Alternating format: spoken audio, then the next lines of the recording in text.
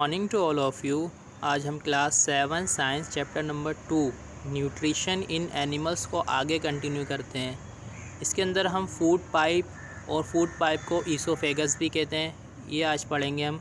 ठीक है, तो ये एक ट्यूब लाइक स्ट्रक्चर होता है जो हमारे माउथ को स्टमक से कनेक्ट करता है। ठीक है, और ये रन करता है अलोंग नेक, ठीक है, चेस्ट। ये काम क्या है इसका, जो स्लाइटली डाइजेस्टेड फूड होता है जो हमारे माउथ से कहाँ पर पहुँचाता है उसको, स्टमक तक। ठीक है, जो फूड होता है हमारा वो पुश डाउन होता है। ठीक है, वेव लाइक स्ट्रक्चर बनते हैं। ठीक है, इस तरीके से अगर आप देखें तो यहाँ पर जैसे मान लीजिए एक ट्यूब है आपकी, तो इसके अंदर जो फूड है आपका वो इस तरीके से मूव करता है वेव लाइक मोशन में। इसी मोशन को हम पेरिस्टाल्सिस मूवमेंट कहते हैं। ठीक है, पहले क्या होता है, यहाँ पर कॉन्ट्रैक्शन होता है, फिर ये रिलैक्सेशन हो जाता है, फिर कॉन्ट्रैक्शन, फिर रिलैक्सेशन। तो इस तरीके से वेव्स बनती हैं। ठीक है, तो इसी वेव्स को हम पेरिस्टाल्सिस मूवमेंट कहते हैं। इसी मूवमेंट की वजह से आपका जो फूड है वो कहाँ से माउथ से लेकर स्टमक तक पहुँचता है, पेरिस्टाल्सिस मूवमेंट की वजह से। ठीक है, जो आपने खाना चबाया हुआ होता है उसे हम कहते हैं च्यूड फूड। ठीक है, वो कहाँ पर एंटर करता है, ईसोफेगस में। कहाँ से, माउथ से। ठीक है, तो माउथ से ईसोफेगस से कहाँ पर जाता है, आपका स्टमक। तो इस फूड को हम क्या कहते हैं, जो च्यूड फूड होता है आपको बोलस कहते हैं। कभी कभार ऐसा होता है जो हमारे स्टमक होता है वो एक्सेप्ट नहीं करता फूड को।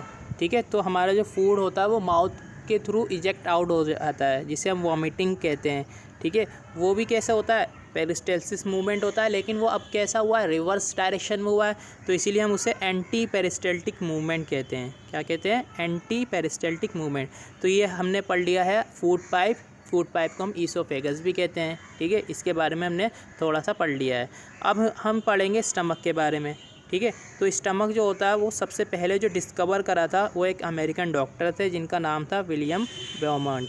ठीक है, कब करा था इन्होंने, 1822 में। ये एक एक्सीडेंटली हुआ था।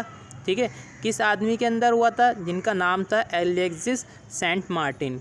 ठीक है, तो डॉक्टर विलियम ब्रॉमंट ने ये बताया था कि जो स्टमक होता है वो हमारा एक बैग लाइक होता है। ठीक है, thick walled bag like structure होता है और हमारे एब्डोमेन में, ठीक है, एब्डोमेन के लेफ़्ट साइड पर होता है।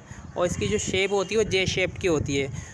और ये वाइडेस्ट पार्ट होता है आपका एलिमेंट्री कैनाल। अब ये एलिमेंट्री कैनाल क्या होती है, देखो माउथ से लेकर एनस तक का जो पूरा ये पार्ट है इसको हम एलिमेंट्री कैनाल कहते हैं। एलिमेंट्री कैनाल का जो वाइडेस्ट पार्ट होता है वो क्या होता है, स्टमक होता है। ठीक है, जो सेमी डाइजेस्टेड फूड है आपका जो ईसोफेगस से आया था स्टमक में एंटर करता है। ठीक है, स्टमक के अंदर फिर उसका फर्दर डाइजेशन होता है, किसका, फूड का। ठीक है, फूड कैसा है अभी आपका, सेमी डाइजेस्टेड, यानी कि डाइजेस्टेड नहीं है वो आपका। फिर स्टमक क्या प्रोवाइड करता है, आपका चर्निंग मूवमेंट होता है इसके अंदर, 3 to 4 आवर तक चर्निंग मूवमेंट होता रहता है स्टमक के अंदर। फिर आपका फूड जो होता है ब्रोकन डाउन हो जाता है स्मॉलर पीसेस के अंदर। ठीक है, फिर सेमी सॉलिड पेस्ट बन जाता है, पेस्ट की तरह। अब जो हमारी इनर लाइनिंग है स्टमक की, ठीक है, जो हमारी इनर लाइनिंग है स्टमक की, उसके अंदर से म्यूकस सिक्रीट होता है, हाइड्रोक्लोरिक एसिड सिक्रीट होता है और डाइजेस्टिव एंजाइम या फिर डाइजेस्टिव जूस सिक्रीट होते हैं। तो ये तीन चीज़ें सिक्रीट होती हैं कहाँ से, स्टमक से। बताइए कौन कौन सी, mucus, hydrochloric acid, digestive enzyme. ये डाइजेस्टिव एंजाइम को हम डाइजेस्टिव जूस भी कहते हैं। ठीक है, म्यूकस का काम ये होता है जो हमारे स्टमक को प्रोटेक्ट करके रखता है। किससे प्रोटेक्ट करता है, हाइड्रोक्लोरिक एसिड से। ठीक है, हाइड्रोक्लोरिक एसिड हमारे स्टमक में सिक्रीट होता है, जिसकी वजह से हमारा स्टमक का जो मीडियम है वो एसिडिक मीडियम हो जाता है, क्योंकि हाइड्रोक्लोरिक एसिड HCl ये बहुत ज़्यादा हाईली एसिडिक होता है। ठीक है, इसका काम ये होता है जो हार्मफुल बैक्टीरिया वगैरह है हमारे फूड के अंदर उसको कंप्लीट ब्रेक मार देता है, हार्मफुल बैक्टीरिया को किल कर देता है। ठीक है, और प्रोटीन को डाइजेशन करने में भी बहुत हेल्पफुल है ये आपका हाइड्रोक्लोरिक एसिड। अब जो आपका पार्शली डाइजेस्टेड फूड है, ठीक है, अभी भी आपके जो फूड है वो कंप्लीट डाइजेशन नहीं हुआ है। कंप्लीट डाइजेशन जो होता है वो स्मॉल इंटेस्टाइन में ही होता है। तो जो आपका पार्शली डाइजेस्टेड फूड है वो स्टमक से कहाँ पर जाएगा, स्मॉल इंटेस्टाइन में। ठीक है, तो अब इस फूड को हम क्या कहते हैं, काइम कहते हैं। ठीक है, पहले जब वो एंटर हुआ था स्टमक के अंदर तो उसका नाम था, क्या नाम था, बोलस।